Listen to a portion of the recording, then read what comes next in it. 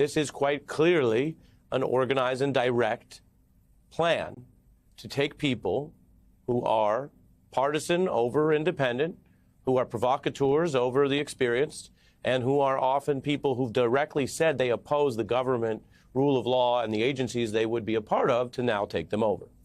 You have RFK, who is not a doctor, has no public health degree, and has no relevant experience to run HHS. That would be a problem, full stop. In other words, before you get to more information, the fact that RFK would be someone who doesn't know how to fly, and you're giving him keys to the plane, and you're saying to the passengers, the country, do you want to get on that plane? Well, in that analogy, inside the United States, that would still be illegal. You can't pilot a plane of other people without a flight license, just like you can't drive without a driver's license, and this is higher stakes than that.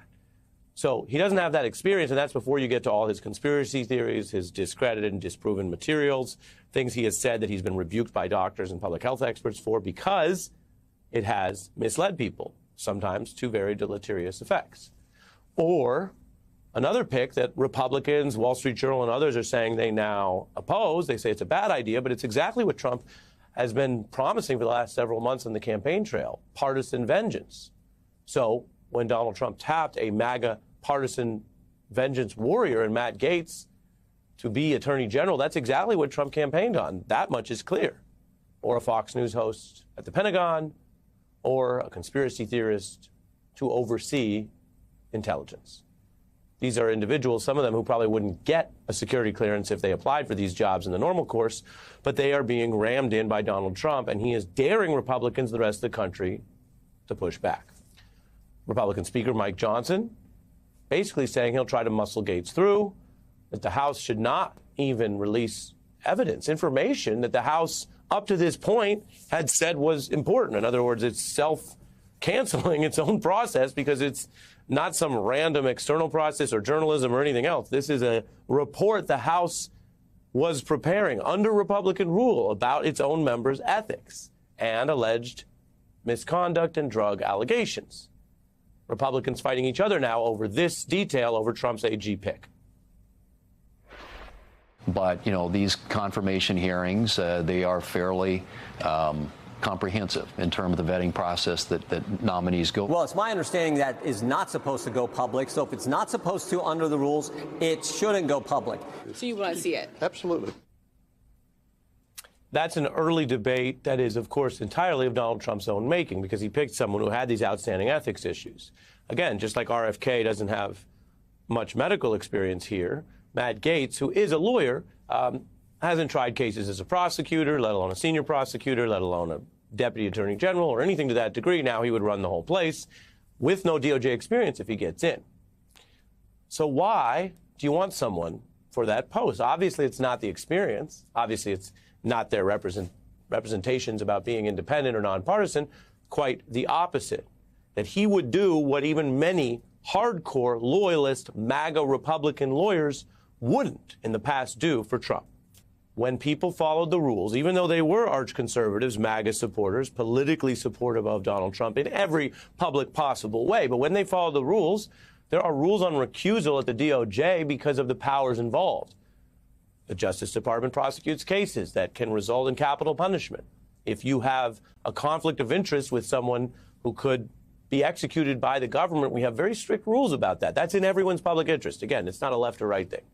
And it was Jeff Sessions, who was well known as a very conservative senator who became attorney general, that followed that rule that you just saw so upset Donald Trump in the first term. Ditto Bill Barr when he said facts, like Donald Trump lost the election and there was no widespread fraud that interfered with that. That was too far. That one act. It's the same version of DOJ of what politically and ultimately with a coup attempt happened with Mike Pence.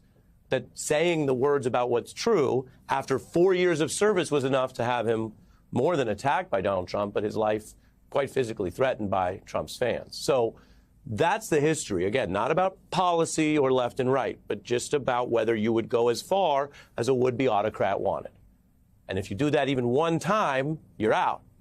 And so all those people are out. You heard Trump say it. I'm playing you his words. He said if he'd known that Sessions would follow those rules of fairness, he wouldn't have given him the job in the first place. He wanted someone willing to break the rules, to be unfair, quite publicly on Trump's behalf.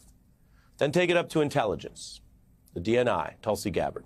Trump spent his first term, though, feuding with intelligence officials, many of them nonpartisan, but who followed the same types of rules. And that dealt with the Russia probe. Now Trump is tapping someone who doesn't even have the experience in those relevant areas, the intelligence community, and who has oddly and repeatedly gone the other direction of all of the veterans and the people who study this to kind of seemingly coddle or side with Russian interests. Again, it's not about the facts for them. It's just about what Donald Trump wants for whatever reason he thinks that is in his personal or political interest. Then you go to the defense secretary. Now, in contrast to RFK, we should note that Pete Hegseth is a veteran, so he has that experience. He served in Iraq and Afghanistan, and many people understandably respect that. But he hasn't worked his way up in government in any way, so the service respected, but the experience that's generally needed to run something as large as the Pentagon isn't exactly there. And there are many other people, including, as Donald Trump will tell you, people who are publicly MAGA red, who do have that kind of experience. But some of them won't work for Trump anymore, like John Kelly, who warned about these autocratic tendencies before the election. Others Trump doesn't want for the reasons I just told you. They actually still follow rules. This individual has called liberals domestic enemies, exactly the kind of language that Donald Trump used on the campaign trail, which normalizes that. But this person will now be the first civilian oversight step between, if confirmed, Commander-in-Chief Trump and the generals. So when he says enemies and Trump says enemies, that's two layers above the generals arguing for the approach that could result in the misuse of the military against what they call now American enemies. When you import the third world, you get third world hierarchy, values, and chaos. This is what the left does. They've always been, well, I won't say fascists, but yeah, fascists. Too strong? Of course not. I'm straight up just saying we should not have women in combat roles. Feels like a Putin's give me my back war. We used to have the former Soviet Union, and we were pretty proud of that. And Ukraine was a part of it, and all these other countries. And I want my back. Those are just some of the views. And when you look at this and you understand what has been espoused here, right, that's what the vetting process is for. No one is saying, not that I've heard in Congress, and no one in serious journalism is saying that people can't have these public views and then come in and explain how they would square some of them or whether they've evolved or grown or what their obligations are through the Senate process. What's different now and what we've never seen before, and I want you to keep your eye on this in the weeks ahead, is the president has already said, the president-elect, Donald Trump, that he thinks he can ram all these people in without the Senate. And parts of the Senate, we're going to watch this debate among Republicans, are ready to go along with that. So one of the first checks against someone like that, who would be the first person talking to Donald Trump about using the military or considering nuclear plans or any number of very real things that the Pentagon chief does, may not even be subject to meaningful Senate vetting under oath, let alone confirmation hearings. I say that because I just told you what they're doing in trying to bury the ethics probe of a different official. They're not going forward and claiming to even do the vetting. Hegseth, also the Pentagon nominee, has talked about the kind of political purging of generals that the Trump transition team is floating in trial balloon leaks about what they might want to take on as new unitary powers for Trump and Trump alone. You got to fire the chairman of the Joint Chiefs, and you got to fire this. I mean, obviously, you're going to bring in a new Secretary of Defense, but any general that was involved, general, admiral, whatever, that was involved in any of the DEI woke, it's got to go.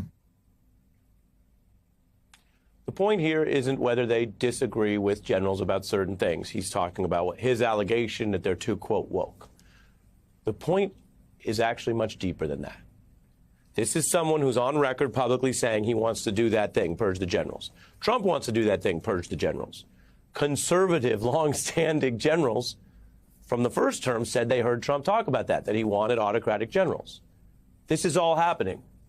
And if there are people on Wall Street who think this is just about tax cuts, well, they're going to learn quickly it's about a heck of a lot more than that to the people in charge. Donald Trump wants that control over the Pentagon. And again, the history is instructive.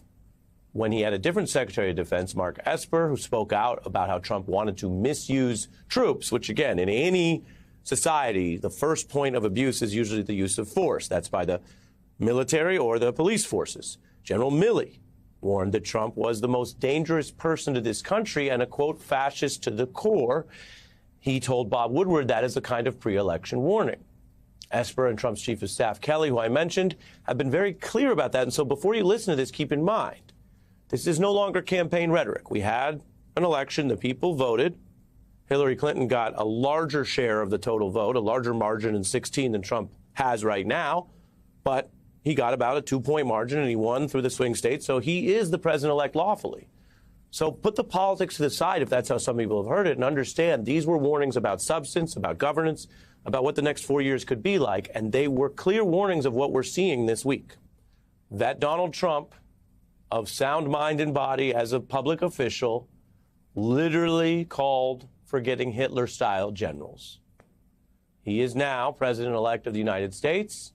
He has picked his team, his military team, his top Pentagon nominee is someone who quite clearly wants to carry out this plan.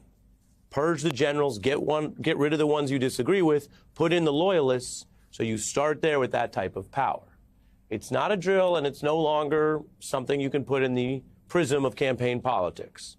We're 2 years out plus from another campaign. These are warnings about what's actually happening, who's in place, and whether the Senate and the other powers that be in this country